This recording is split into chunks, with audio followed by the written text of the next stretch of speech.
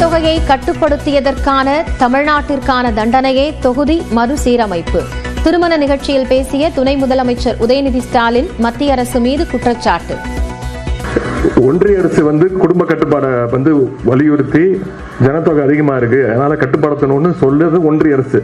அதை வெற்றிகரமா செஞ்சு கொடுத்தது தமிழ்நாடு. அதற்காக இப்ப நம்ம தண்டிக்கப்படுறோம். வந்திருக்கக்கூடிய நீங்க அதை புரிஞ்சுக்கணும். இதுக்காக தான் டீலிமிட்டேஷன் கொண்டு வராங்க. பாஜகவின் கரு நாகராஜன் ஹெச் ராஜாவுடன் எடப்பாடி பழனிசாமி சந்திப்பு. திருமண நிகழ்ச்சியில் சந்தித்து நலம் விசாரித்தார். புதுச்சேரியில் குடும்ப தலைவிகளுக்கான உதவித்தொகை 1000 ரூபாயில் இருந்து 2500 ரூபாயாக உயர்வு. அரசு பள்ளியில் பயின்று கல்லூரி செல்லும் மாணவர்களுக்கு மாதம் 1000 ரூபாய் என்றும் பட்ஜெட்டில் முதல்வர் ரங்கசாமி அறிவிப்பு. 1 கோடி மாணவர்களில் 15 லட்சம் பேர் மட்டுமே சிபிஎஸ்இ பள்ளிகளில் படிப்பதாக அமைச்சர் அன்பில் மகேஷ் விளக்கம். 3ஆம் மொழியை மாணவர்கள் விரும்பவில்லை என்பதை காட்டுவதாகவும் அறிக்கை. ஆந்திர முன்னாள் முதல்வர் ஜெகன்மோகன் ரெட்டியுடன் அமைச்சர் ஏவா வேலு திமுக எம்பி வில்சன் சந்திப்பு.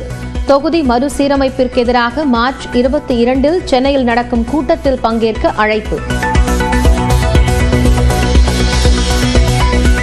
சென்னையில் மார்ச் 19 அனைத்து ஆட்டோ தொழிற்சங்க கூட்டமைப்பு சார்பில் வேலை நிறுத்தம்.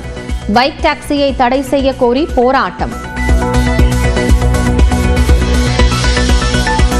தூத்துக்குடி மாவட்டம் கோவில்பட்டியில் 2வது நாளாக கனமழை. கழுகுமலை, கயத்தார், கடம்பூர் பகுதிகளிலும் மழையால் குளிர்ச்சியான சூழல்.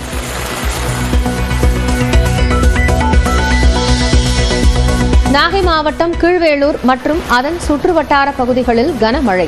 உளுந்து, பச்சை பயிர் பாதிக்கப்படும் என விவசாயிகள் கவலை. திருவாரூர் மாவட்டத்தில் 2 நாட்களாக கனமழை. 5000 ஏக்கரில் பருத்தி சாகுபடி பாதிப்பு. நெல்லை, கன்னியாகுமரி, தூத்துக்குடி மாவட்டங்களில் இன்று கனமழைக்கு வாய்ப்பு. வட தமிழகத்தில் ஓரிரு இடங்களில் மிதமான மழை பெய்யும் என்றும் வானிலை மையம் கணிப்பு. நெல்லை மாவட்டம் பாபநாசம் அகஸ்தியர் அருவி, மணிமுத்தார் அருவியில் நீர்வரத்து அதிகரிப்பு. சுற்றுலா பயணிகள் குளிக்க தடை. விழுப்புரம் மாவட்டம் செஞ்சி அருகே மண் சரிவில் பாழடைந்த கிணற்றிற்குள் விழுந்த லாரி. 600 மூட்டை நெல்லும் தண்ணீரில் நனைந்து சேதம்.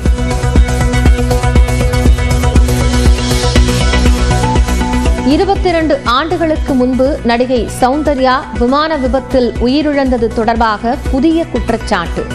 நடிகர் மோகன் பாபுவே காரணம் என காவல் நிலையத்தில் புகார்.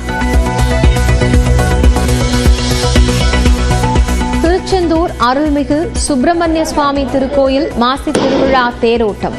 மாட வீதிகளில் வலம் வரும் தேரினை படம் பிடித்து இழுக்கும் பக்தர்கள்.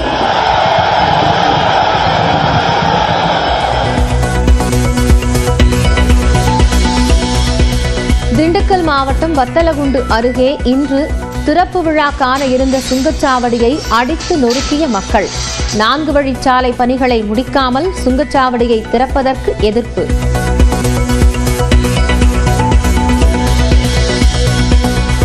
சென்னை துரைப்பாக்கம் அருகே மழைநீர் வடிகால்வாயில் தவறி விழுந்த 3 வயது குழந்தை. உயிருக்கு ஆபத்தான நிலையில் தனியார் மருத்துவமனையில் சிகிச்சை. அமெரிக்காவில் டெஸ்லா கார் விற்பனையகங்களின் மீது தாக்குதல் நடத்துவது உள்நாட்டு பயங்கரவாதம் என முத்திரை குத்தப்படும்.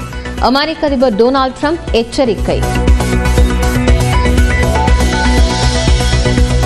பாகிஸ்தானில் ரயிலுடன் கடத்தப்பட்ட பயணிகள் 400 பேரில் 155 பேர் பத்திரமாக மீட்பு. 27 பயங்கரவாதிகளை சுட்டுக் கொன்றது பாதுகாப்பு படை. அதிமுக பாஜக இடையே மீண்டும் கூட்டணி ஏற்படுமா என்ற எதிர்பார்ப்பு எழுந்துள்ள நிலையில் சென்னையில் நடந்த திருமண நிகழ்ச்சியில் எடப்பாடி பழனிசாமியின் பாஜக தலைவர்களும் சந்தித்து பரஸ்பரம் நலம் விசாரித்துக் கொண்டனர். பாஜக மாநில செயற்குழு உறுப்பினரும் முன்னாள் சட்டமன்ற உறுப்பினருமான காயத்ரி தேவியின் மகள் திருமண விழா சென்னை திருவான்மியூரில் நடைபெற்றது. இதில் எதிர்க்கட்சித் தலைவரும் அதிமுக பொதுச் செயலாளருமான எடப்பாடி பழனிசாமி, எதிர்க்கட்சி துணைத் தலைவர் RB உதயகுமார் உள்ளிட்டோர் பங்கேற்றனர். அவர்களை வாசலுக்கே சென்று பாஜக மாநில துணைத் தலைவர் கருநாகராஜன் வரவேற்று அழைத்துச் சென்றார். பின்னர் மணமக்களை சந்தித்து மலர்கொத்து கொடுத்து எடப்பாடி பழனிசாமி தனது வாழ்த்துக்களை தெரிவித்தார். மேடையை விட்டு இறங்கிச் செல்லும் போது பாஜக மூத்த தலைவர் ராஜாவை சந்தித்தார். அப்போது இருவரும் கை குலுக்கி பரஸ்பரம் நலம் விசாரித்துக் கொண்டனர். மீண்டும் அதிமுக பாஜக கூட்டணி அமையுமா என்ற பேச்சுக்கு மத்தியில் இந்த சந்திப்பு முக்கியத்துவம் வாய்ந்ததாக பார்க்கப்படுகிறது.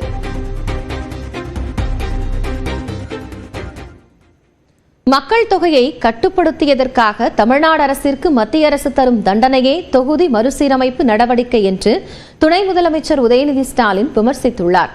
சென்னை சேப்பாக்கத்தில் உள்ள கலைவாணர் அரங்கத்தில் 72 ஜோடிகளுக்கு துணை முதலமைச்சர் உதயநிதி ஸ்டாலின் தலைமையில் திருமணம் செய்து வைக்கப்பட்டது.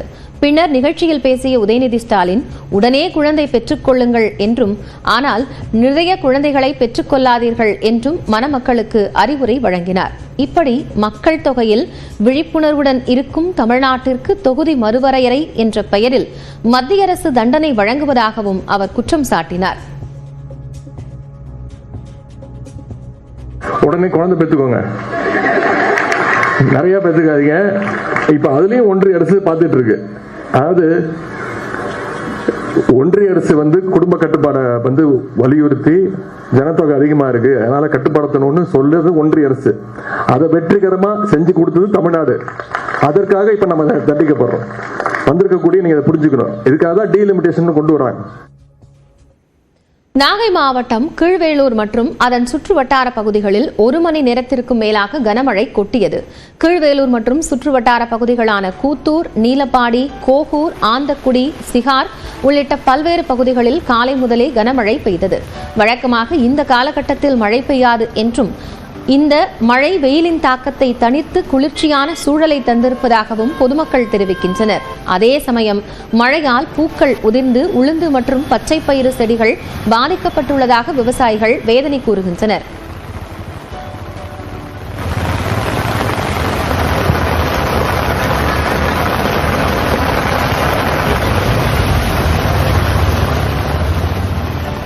உளுந்து பயிர் கூட பாதிப்பு தான். ஆனால் இப்போ தெளிச்ச பச்சை பயிருக்கும் பாதிப்பு, அதிகம் பாதிப்பு.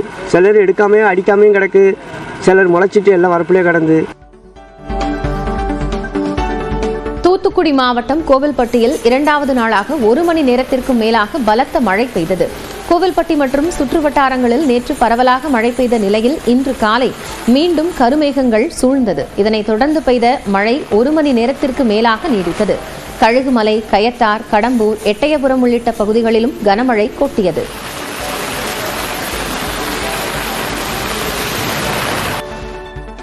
ராமநாதபுரத்தில் 2வது நாளாக பல்வேறு இடங்களில் அரை மணி நேரத்திற்கும் மேலாக மிதமான மழை பெய்தது. அச்சுந்தன் வயல், பட்டினம் காத்தான், வாலாந்தரவை, வழுதூர், பேராவூர் உள்ளிட்ட பகுதிகளில் கருமேகங்கள் சூழ்ந்து மழை பெய்தது. தாழ்வான பகுதிகளில் தண்ணீர் தேங்கியதால் வாகன ஓட்டிகள் அவதியடைந்தனர்.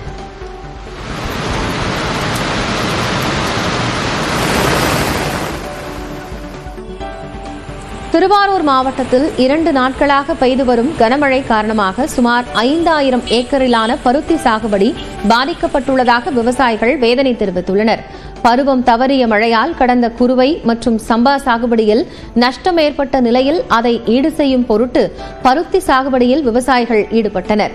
பல இடங்களில் பருத்தி விதைத்து 5 நாட்களே ஆன நிலையில் கனமழையால் வயல்களில் தண்ணீர் தேங்கி விதைகள் அனைத்தும் சேதமடைந்ததாக விவசாயிகள் வேதனை தெரிவித்துள்ளனர். ஏக்கருக்கு 8000 ரூபாய் வரை செலவு செய்துள்ள நிலையில் இழப்பீடை அரசு தர வேண்டும் என்றும் கோரிக்கை விடுத்துள்ளனர். வயல் பக்கம் வந்தால் வயலில் விட்டு எங்களால் கரையேறி போகவே முடியல. அந்த அளவுக்கு கஷ்டமாக இருக்குது எங்களுக்கு. நாங்கள் என்ன பண்ணுறதுனே தெரியல, அந்த அளவுக்கு நாங்கள் பாதிச்சு போயிருக்கோம். எல்லாமே அதை பாருங்கள், வேறு அழுவிடுச்சு. அவ்வளோதான். முதல்ல 28ஆம் தேதி விளைஞ்ச மழையில் முதல் நடை போட்டிருந்தோம். இப்போ 2வது நடை போட்டு எல்லாம் வேறு அழுவிடுச்சு. கொடைக்கானல் மலைப்பகுதிகளில் 2வது நாளாக அடர்ந்த பனிமூட்டத்துடன் கூடிய லேசான சாரல் மழை பெய்தது. எதிரே வரும் வாகனங்களும் வருபவர்களும் தெரியாத அளவிற்கு பனிமூட்டம் நிலவியதால் முகப்பு விளக்குகளை எரியவிட்டபடியே வாகனங்கள் சென்றன. முன்னெச்சரிக்கையாக நட்சத்திர ஏரி பகுதியில் உள்ள படகு குழாம்களில் தற்காலிகமாக படகு சவாரி நிறுத்தப்பட்டது. அடர்ந்த பனிமூட்டம் விலகியதும் படகு சவாரி தொடங்கப்படும் என படகு குழாம் நிர்வாகம் தெரிவித்துள்ளது.